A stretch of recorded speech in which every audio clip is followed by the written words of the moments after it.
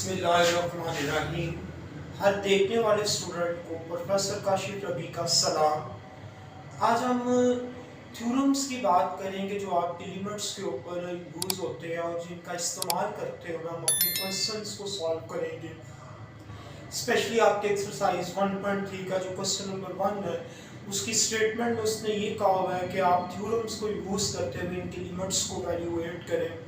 तो आइए हम आज के लेक्चर का बाकायदा आगाज़ करते हैं, लेकिन इससे पहले तमाम स्टूडेंट अपनी कॉपी किताब कलम अपने साथ रखें ताकि लेक्चर को सुनने के साथ साथ लिखा भी जा सके।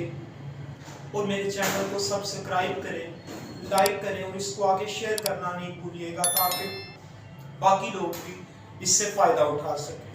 तो आइए हम आज के लेक्चर का बाकायदा आगाज़ करते हैं। आज के लेक्चर का टॉपिक मैं ऑलरेडी आपको बता चुका हूं, जो आपको व्हाइट बोर्ड पर भी लिखा नजर आ रहा है। Theorems on limits of a function.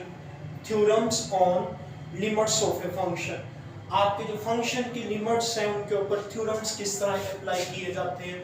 सबसे पहले ये है कि आपके पास जब दो या दो से ज़्यादा फंक्शंस आ जाए तो उनके ऊपर लिमिट किस तरह इकट्ठे एट अ टाइम अप्लाई करती हैं। तो उसकी पहली कंडीशन ये होती है कि उन फंक्शन की इटसेल्फ लिमिट्स मौजूद होनी चाहिए आपके पास।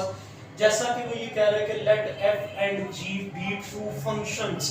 f और g कोई दो फंक्शंस हैं for which limit x approaches g fx equal to l। l कोई डेफिनेट नंबर है जो आपकी अप्रोच्ड वैल्यू कंसीडर होगी आपके डिपेंडेंट वेरिएबल की। और ये दूसरे नंबर पे ये फंक्शन है g और उसमें वो लिख रहा है limit x approaches c g of x equal to m। m भी आपका कोई डेफिनेट रियल नंबर है। दूसरे लफ्जों में आपके डिपेंडेंट वेरिएबल की अप्रोच्ड वैल्यू है जिस तरह हमने लिमिट को डिफाइन किया था। ये लिमिट का आइडिया किस तरह डेवलप किया गया था उसके मुताबिक। तो इसमें सबसे पहले क्या है कि लिमिट का सम रूल है या डिफरेंस रूल है। इससे मुराद ये है कि जब आपके पास कोई दो या दो से ज्यादा फंक्शंस आपस में ऐड हो रहे हो या माइनस हो रहे हो तो उनकी लिमिट्स जो है वो फाइंड करने का तरीका कार ये होता है कि जैसे ये देखिए आप, ये स्टेटमेंट लिखी गई है fx प्लस या माइनस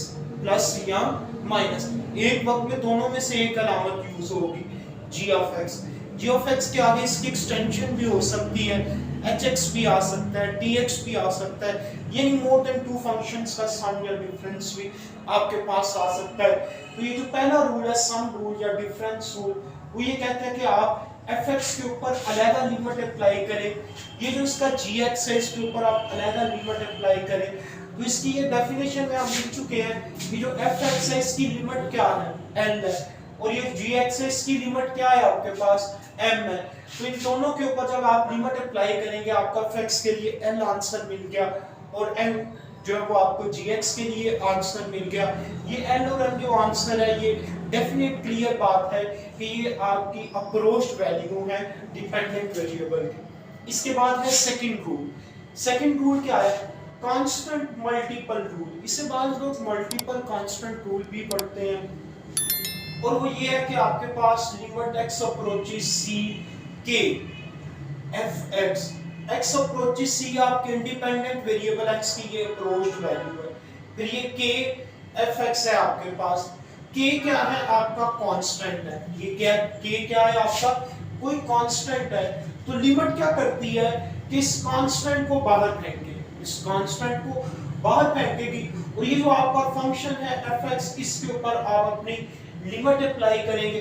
जब आपने इस फंक्शन के ऊपर लिमिट अप्लाई कर ली है तो इसकी बेसिक डेफिनेशन के मुताबिक आपको आंसर में क्या मिलेगा, l मिलेगा, जो कि आपका एक रियल नंबर है। तो इसकी जगह पे क्या आ गया, l आ गया आपके पास, k इंटू l कर देंगे आप, k इंटू l कर देंगे और k क्या है आपका कोई रियल नंबर है। इसके बाद इसका तीसरा रूल है, और तीसरा रूल क्या है, प्रोडक्ट रूल है। प्रोडक्ट रूल से क्या मुराद है कि जब आपके कोई दो फंक्शंस आपस में मल्टीप्लाई हो रहे होंगे, जैसे इधर मेंशन किया है कि एक फंक्शन fx है, दूसरा फंक्शन क्या है आपके पास gx है, और इनके ऊपर इकट्ठी लिमिट अप्लाई कर रहे हैं तो हम क्या करेंगे, इनके ऊपर अलग-अलग लिमिट अप्लाई कर देंगे।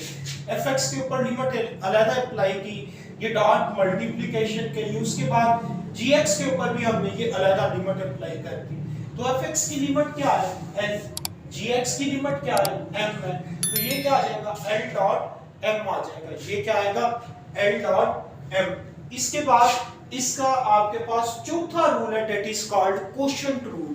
क्वोशंट क्या है कि जब आपके दो फंक्शंस आपस में डिवाइड हो रहे होंगे, जैसे इधर है fx gx को डिवाइड कर रहा है और आपकी जो लिमिट है वो c को अप्रोच कर रही है, और ये क्वोशंट रूल हमें ये कहता है ये जो ऊपर वाला फंक्शन है fx, इसके ऊपर आप अलग लिमिट अप्लाई कर दे, और ये gx है इसके ऊपर आप अलग लिमिट अप्लाई कर दे।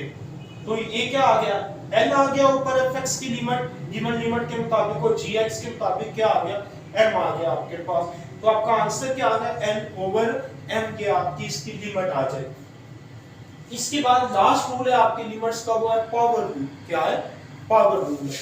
तो पावर रूल में क्या है कि आपका फंक्शन है, लिमिट उसकी बाहर है, और फंक्शन के ऊपर आपकी ये n पावर आपको नजर आ रही है, फंक्शन के ऊपर ये उसकी n पावर है आपके पास।